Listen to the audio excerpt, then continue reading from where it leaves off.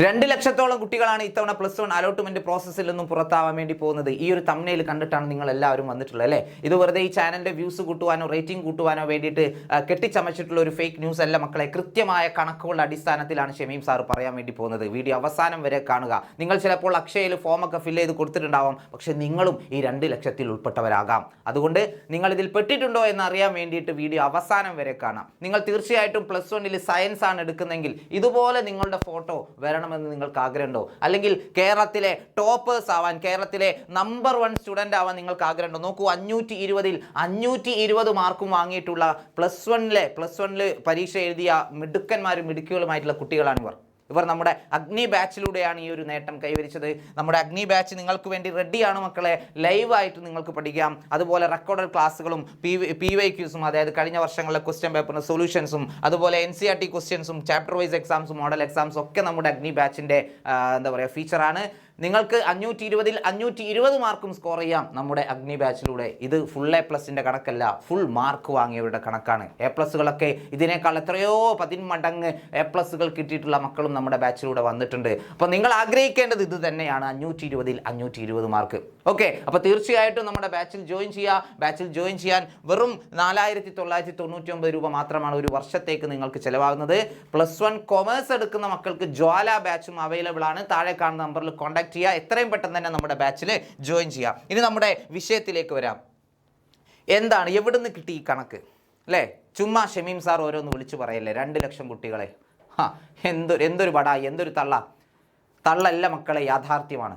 നിങ്ങൾ അതിലുണ്ടോ എന്നുള്ളത് ഇപ്പം ഞാൻ പറഞ്ഞുതരാം. അതായത് 15/5/2025 വൈകുന്നേരം 4:45 ഇതാണ് കണക്കെടുത്ത സമയം. ഞാൻ എടുത്തതല്ല, ഗവൺമെൻറ് എടുത്തുള്ള സമയമാണ്. അതായത് www.hsk.kerala.gov.in എന്ന ഒഫീഷ്യൽ വെബ്സൈറ്റിലൂടെ കിട്ടിയ വിവരമാണിത്. ഇത് ഞാൻ ഏതെങ്കിലും ഇല്ലാത്ത വാർത്തകൾ പ്രചരിപ്പിക്കുന്ന വെബ്സൈറ്റിൽ നിന്നും എടുത്തിട്ടുള്ള വിവരമല്ല, ഒഫീഷ്യൽ വെബ്സൈറ്റിൽ നിന്നും കിട്ടിയിട്ടുള്ള കണക്കാണ്. 15/5/2025 4:45 സമയം. Okay, candidate login created. ഓരോ ജില്ലയിലെയും കണക്ക് ഇവിടെ കൃത്യമായിട്ട് കൊടുത്തിട്ടുണ്ട്. ഓരോ ജില്ലയിലും എത്ര കുട്ടികളാണ് അപേക്ഷ സ്റ്റാർട്ട് ചെയ്തിട്ടുള്ളത്, എത്ര പേര് അത് പൂർത്തീകരിച്ചു എന്നുള്ളതിൻ്റെ കൃത്യമായ കണക്ക് ഇവിടെ കൊടുത്തിട്ടുണ്ട്. തിരുവനന്തപുരം ജില്ലയിൽ 20,129 കുട്ടികൾ അപേക്ഷ സ്റ്റാർട്ട് ചെയ്തു. അതിൽ 18,035 പേർ കൺഫേം ചെയ്തു, ഫൈനൽ സബ്മിഷൻ നടത്തി കഴിഞ്ഞു. അതുപോലെ ഓരോ ജില്ലയിലെയും കണക്കുകൾ ഇവിടെ കൊടുത്തിട്ടുണ്ട്. ഓക്കെ, യെസ്, ഇവിടെ അങ്ങനെ ലാസ്റ്റ് വരുമ്പോൾ ഇവിടെ ടോട്ടൽ കാണാം. ആകെ 2,47,141 കുട്ടികൾ അപേക്ഷ സ്റ്റാർട്ട് ചെയ്ത് കഴിഞ്ഞിട്ടുണ്ട്. പക്ഷേ 2,19,560 പേർ മാത്രമാണ് കൺഫർമേഷൻ നടത്തിയിട്ടുള്ളത്. ഓക്കെ, നമുക്കറിയാം ഇത്തവണ SSLC പാസ്സായ അല്ലെങ്കിൽ ഉന്നത വിജയം നേടിയത് 4,20,000 കുട്ടികളാണ്.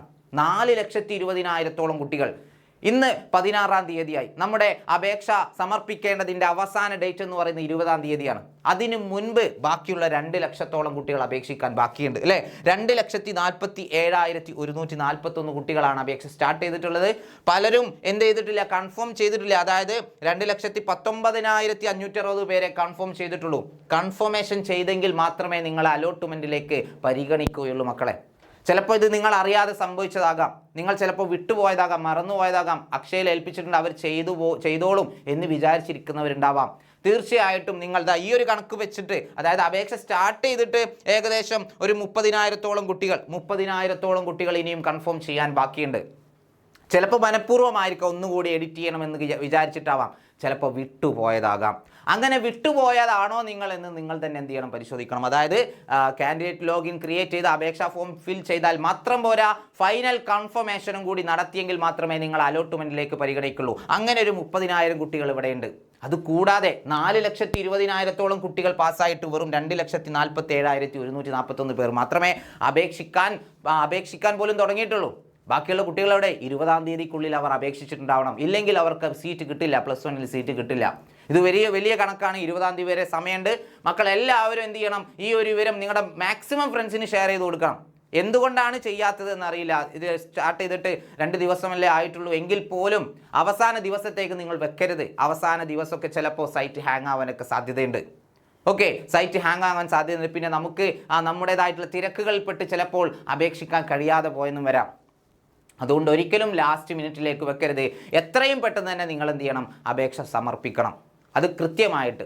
ഓക്കെ, ട്രയൽ അലോട്ട്മെൻറ്റ് വന്നതിന് ശേഷം നമുക്ക് എഡിറ്റിന് സമയമുണ്ട് മക്കളെ, എഡിറ്റ് ആപ്ലിക്കേഷനും സമയമുണ്ട്. നിങ്ങൾ ആദ്യം ജസ്റ്റ് എന്ത് ചെയ്യണം, നിങ്ങൾ അപേക്ഷ സമർപ്പിച്ചിട്ടുണ്ടാവണം. അപേക്ഷ സമർപ്പിച്ചിട്ടുണ്ടാവും. ട്രയൽ അലോട്ട്മെൻറ്റിന് ശേഷം നമുക്ക് വേണ്ട തിരുത്തലുകളൊക്കെ വരുത്താം. ഫൈനൽ കൺഫർമേഷൻ 20-ാം തീയതിക്ക് മുൻപായിട്ട് നിങ്ങൾ നടത്തിയിട്ടുണ്ടാവണം. അപ്പോൾ ഇവരെ മാക്സിമം ഫ്രണ്ട്സിലേക്ക് എല്ലാവരും ഷെയർ ചെയ്യുക. അപ്പോൾ ഇതേപോലെയുള്ള ഇൻഫോർമേറ്റീവ് വീഡിയോസുമായിട്ട് ഷമീം സാർ വീണ്ടും വരുന്നതായിരിക്കും. അതുവരെ ടാറ്റ.